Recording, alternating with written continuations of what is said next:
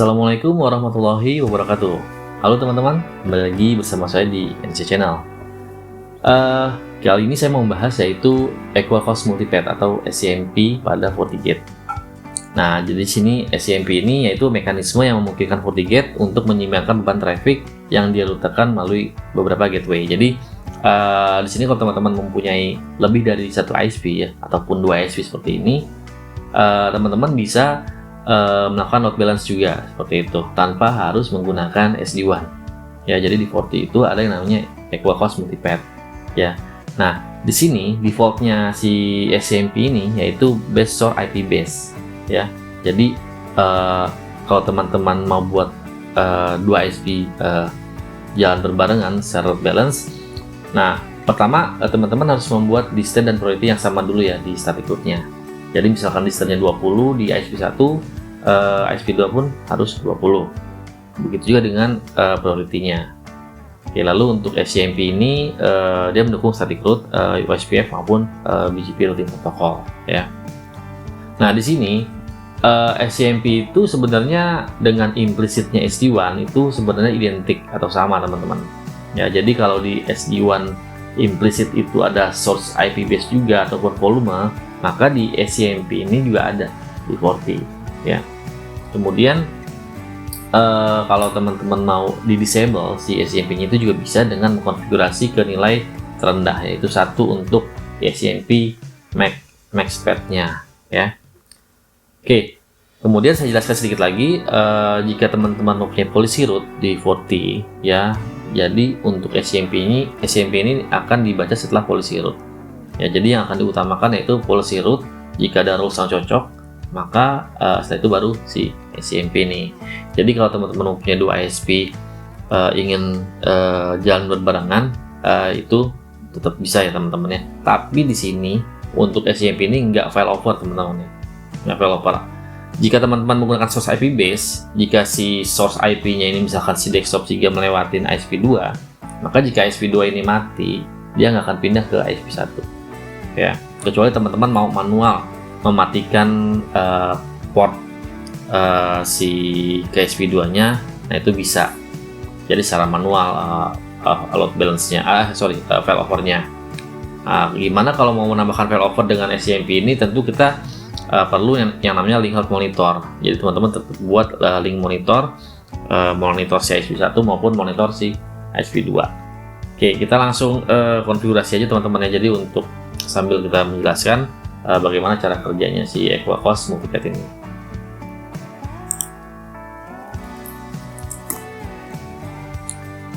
Oke, di sini saya sudah konfigurasi ya, ada dua ISP teman-teman ya. Saya menggunakan dua ISP, ISP1 dan ISP2. Oke, sebentar, interface-nya ini juga sudah saya konfigurasi. Oke, untuk WAN 1 dan WAN 2 teman-teman ya. Jadi contohnya di sini misalkan ada IP public 20.20 dan 30.30.30. Masing-masing gateway-nya 1. Untuk port 345 saya bridge ya di software switch untuk ke arah LAN-nya.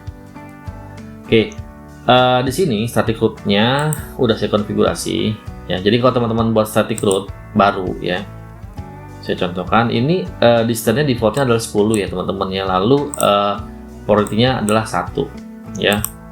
Yang lebih kecil itu yang diutamakan. Misalkan teman-teman ada distance-nya 10 dan distance-nya 5, maka yang diutamakan yaitu yang distance-nya lebih kecil 5.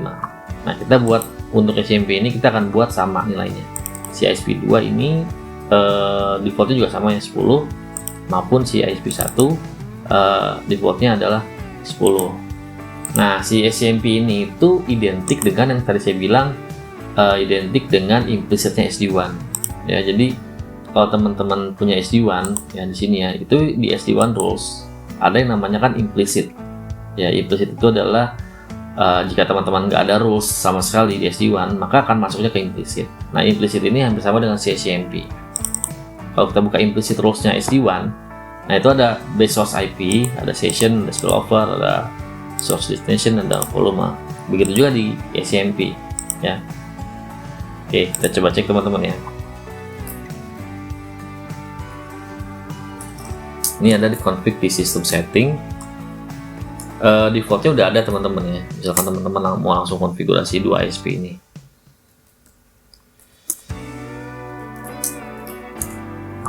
Nah, ini ada di set v4 SCMP mode source IP base. Ya, teman-teman bisa rubah modenya ya dari source IP base ataupun yang lainnya. Misalkan kita akan konfigurasi set v4 SCMP mode. Nah, di sini modenya ada 4 teman-teman, source IP base, weight base, usage base, dan source destination IP base. Hampir sama teman-teman dengan si implicitnya SD1 ya, implicitnya SD1 ini. Nah, kalau implicitnya ada source IP, session, source destination IP, dan spillover. Kalau di SCMP seperti ini. Defaultnya itu kalau teman-teman nggak rubah, dia ada di source IP base ya. Kalau teman-teman mau rubah weight base berdasarkan persentase session, misalkan weight base si defaultnya kan 50-50 ya teman-teman ya. Kalau teman-teman mau rubah berdasarkan weight base itu bisa, nanti tinggal diganti aja modenya jadi weight base, lalu nanti di routing statiknya bisa teman-teman tambahin berapa untuk weightnya. Oke, lanjut teman-teman ya. Oke, ini karena sudah saya konfigurasi static rootnya, jadi kita langsung buat rulesnya aja. Nah, untuk rulesnya sendiri di policy, karena kita ada 1112, teman-teman bisa buat satu-satu ya. Misalkan teman-teman mau outgoing-nya itu ke 11, yang satu rulesnya nanti teman-teman buat lagi di bawahnya 12 itu bisa. Atau teman-teman mau gabung seperti ini, outgoing-nya 1112 itu bisa ya. Kalau ingin menggabung outgoing-nya 2 seperti ini, teman-teman harus aktifin multiple interface policy-nya.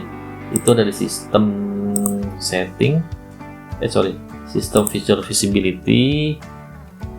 Nah, ini harus di enable ya, multiple interface policy kalau mau langsung buat 2 interface dalam satu rules. Nah, seperti ini. Nah, buat 2 seperti ini bisa, seperti ini. Kalau saya lebih prefer menggunakan zone. Kalau untuk saya pribadi ya teman-teman. Jadi saya buat zone sendiri, misalkan zone internet. Nanti tinggal membersnya saya tambahin aja di sini. 1 dan 12. Nah, ini juga bisa seperti ini. Jadi kita punya zone internet. Oke, saya buat rulesnya akses internet.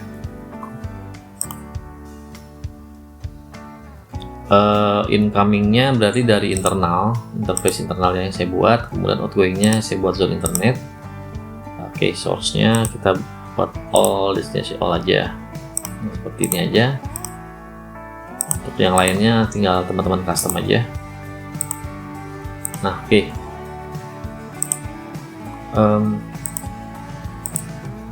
Nah, seperti ini. Oke, kita tes aja langsung teman-teman ya, dari desktop 1, 2, dan desktop 3. Oke, di sini saya akan tes desktop 3 dulu ya. Oke, ini si desktop 3 bisa internetnya teman-teman ya.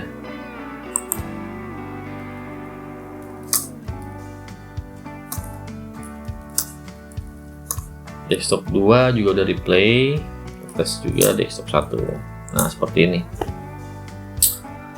Oke, replay semua teman-teman ya. Kalau kita cek di traceroute ya, dia akan melewati gateway yang beda. Ya, berdasarkan source IP base-nya si SCMP itu. Nah, ini gateway-nya kita menggunakan gateway si ISP2 3031 ya untuk si desktop 3. Kalau kita cek di desktop 2 ini dia melewati 2021 gateway-nya. Nanti teman-teman bisa cek juga kok di log ya. Oke. Coba kita cek di log. Sudah masuk atau belum, biasanya suka agak delay nih. Udah masuk nih teman-teman. Oke, bentar ya.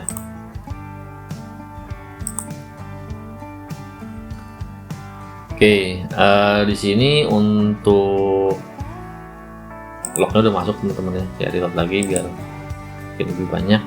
Jadi untuk dari source IP yang 172.16.34 34 itu desktop 2 ya. Desktop 2 itu dia akan lewat si WAN ISP satunya.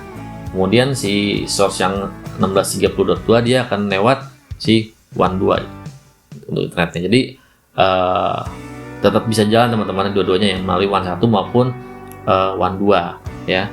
Nanti kalau teman-teman mau buat berdasarkan weight base, itu teman-teman tinggal ganti aja tadi yang kita konfigurasi di SCMP-nya ini berdasarkan weight base. Nanti teman-teman bisa tambahkan juga di routing statiknya, misalkan static route. Nah, teman-teman juga bisa tambahkan misalkan set weight-nya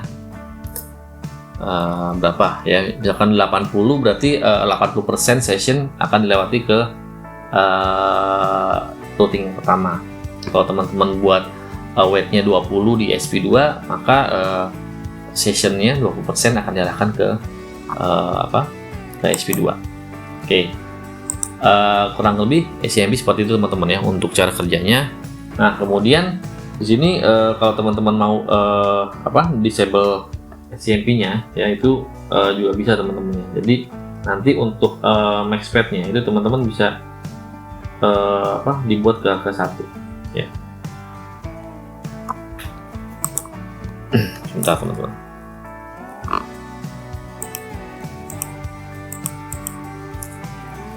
Set config system setting, set SCMP MaxPath ya. Nah ini defaultnya itu 255 teman-teman ya. Kalau mau disable itu bisa ke 1 teman-teman konfigurasinya.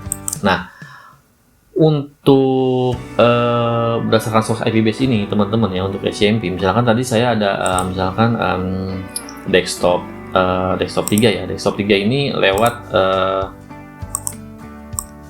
desktop 3 ini dia lewat SP2 ya, 3031. Tapi kalau SP2-nya ini mati, dia nggak akan failover ke ISP1 teman-teman. Ya, teman-teman harus menambahkan lagi yang namanya link out monitor, ataupun teman-teman bisa disable manual port 40-nya yang ke arah ISP2. Itu bisa nanti otomatis berubah. Kalau untuk penambahan link monitornya, kita coba konfigurasi ya. Config system link out monitor masih ya. Nah, seperti ini teman-teman ya. Jadi teman-teman buat saja ini edit 1 yang ini sudah saya buat teman-teman ya, edit 1. Nah, nanti source interface-nya port 1, set servernya 888. Set servernya ini berarti si port 1 memonitor ke arah 888. Nanti si port 2 si source port 2 juga monitor ke 888. Jadi kalau misalkan 88 ini di ping mati, maka dia akan failover otomatis ya. Misalkan saya putus ISP yang di sini teman-teman ya, ISP yang di sini saya putus, dia akan tetap bisa internet karena sudah dibuatkan link out monitor. Tapi kalau link monitornya itu nggak dibuat, dia nggak akan jalan failovernya. Oke. Nah, kemudian saya notes juga ya satu lagi teman-teman ya.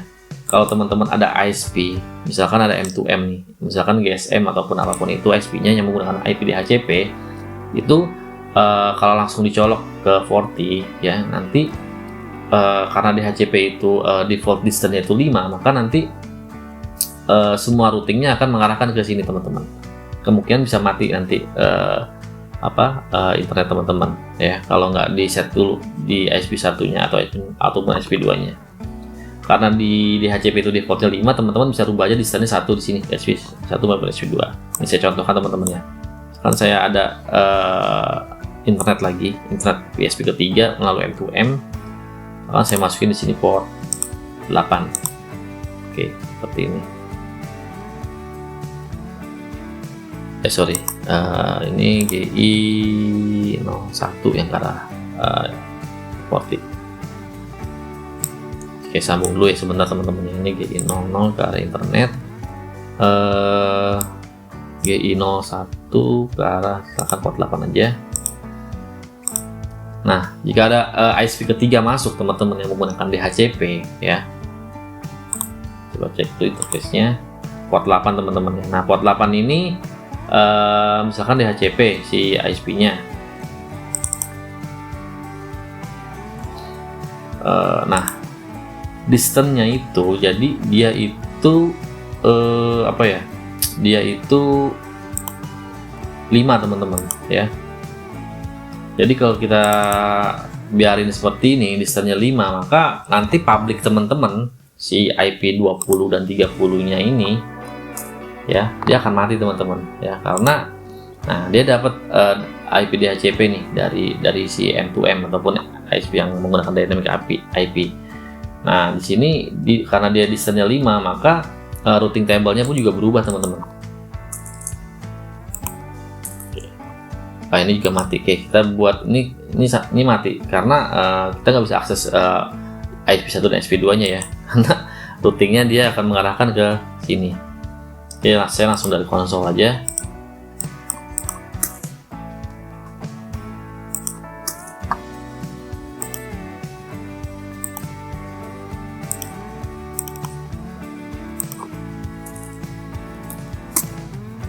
Sorry, salah. salah. Bentar. Get router info routing table. Oke, teman-teman, kita lihat ya, default route-nya di sini ke arah 10.02541 itu gateway si internet ini M2M ini. Karena distance ini lebih kecil. Kita ganti aja ya.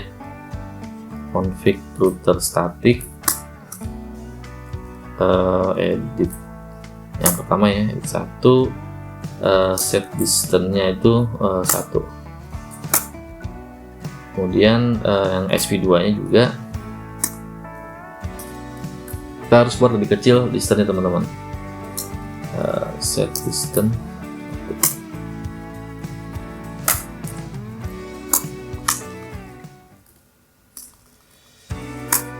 Oke, harusnya saya udah bisa lagi ping ke 2020 nih teman-teman. Nah, ini jalan lagi ya.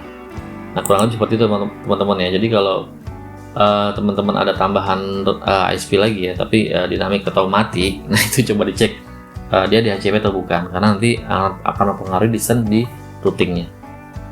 Kalau seperti ini harusnya udah normal lagi. Nah, kita bisa cek lagi nih teman-teman di di static route-nya, get router info routing table. Oke. Nah, ini berubah teman-teman ya, default route-nya sudah lewat IP1 port 1 dan juga SP2 di port 2. Nah, seperti ini. Ini juga udah jalan ya untuk failover-nya, karena link health monitor-nya juga kita udah aktifin. Oke, saya putus dulu aja di sini.